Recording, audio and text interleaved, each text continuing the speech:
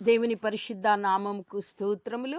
మరి దేవుడు మనల్ని తన యొక్క ప్రతిష్ట జనముగా మనల్ని ఎన్నుకున్నాడు కాబట్టి మనము భయపడాల్సిన అవసరం లేదు.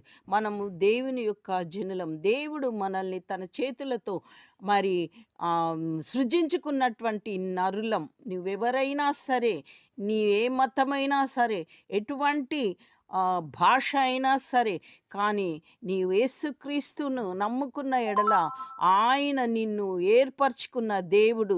కాబట్టి ఇర్మియా 1:5లో చూడండి, గర్భంలో నేను నిన్ను రూపింపక మునుపే నిన్నెరిగి తిని, నీవు గర్భము నుండి బయట పడక మునుపే నిన్ను ప్రతిష్ఠించి తిని అంటున్నాడు. మనం గర్భంలో నుండి బయట పడక మునుపే దేవుడు మనల్ని ఎన్నుకున్నాడు. కాబట్టి ఆయన యొక్క బలియాగమును నువ్వు విశ్వసించిన ఎడల ఆయన జనముగా, ఆయన సొత్తుగా, ఆయన నిన్ను రక్తముతో కని ఉన్నాడు. ఆయన నిన్ను సొత్తుగా చేసుకున్నాడు. సిల్వ బలియాగములు చూడండి, యాకోబు 1:18లో ఆయన తాను సృజించిన వాటిలో మనము ప్రథమ ఫలముగా ఉండునట్లు సత్యవాక్యము వలన మనలను తన సంకల్ప ప్రకారము కనెను. సత్యవాక్యము ఎవరు?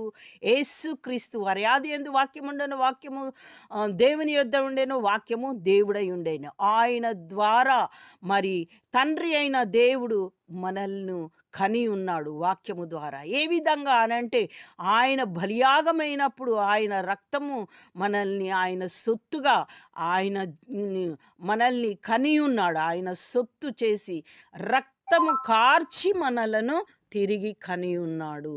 దేవునికి స్తోత్రం. హల్లెలూయా. ఆ విధముగా మరి అందుకనే యెషయా 66:20లో సర్వజనములలో నుండి నాకు ప్రతిష్ట పర్వతమగు యెరూషలేమునకు మీ స్వదేశీయులను యెహోవాకు నైవేద్యంగా వారు తీసుకొని వచ్చేదరని యెహోవా సెలవిచ్చుచున్నాడు. చూడండి, సర్వజనులను అంటే ఈ మతము, ఆ కులము, ఈ వీరు వారు అని కాదు, కానీ దేవుడు సృజించినటువంటి ప్రతి నరుడు కూడా వచ్చి ఆయన యొద్దకు వచ్చి వారిని ఆయన ఎన్నటికీ త్రోసివేయి దేవుడు కాడు. ఆయనను విశ్వసించిన ఎడల ఆయన ద్వారా నీవు ఆయన సొత్తు అవుతావు. నిన్ను ప్రతిష్ఠించిన జనముగా ఆయన చేస్తాడు. కాబట్టి నువ్వు ఆయన యొక్క ప్రతిష్ఠ జనముగా కావాలంటే ఆయనను విశ్వసించి ఆయన ద్వారా ప్రతిష్ఠ జనముగా నువ్వు ఏర్పరచబడతావు. దేవునికి స్తోత్రం. ఆయన జనముగా ఈ పరలోక రాజ్యమును స్వతంత్రించుకోవలసిందిగా దేవుడు నిన్ను కోరుకుంటున్నాడు.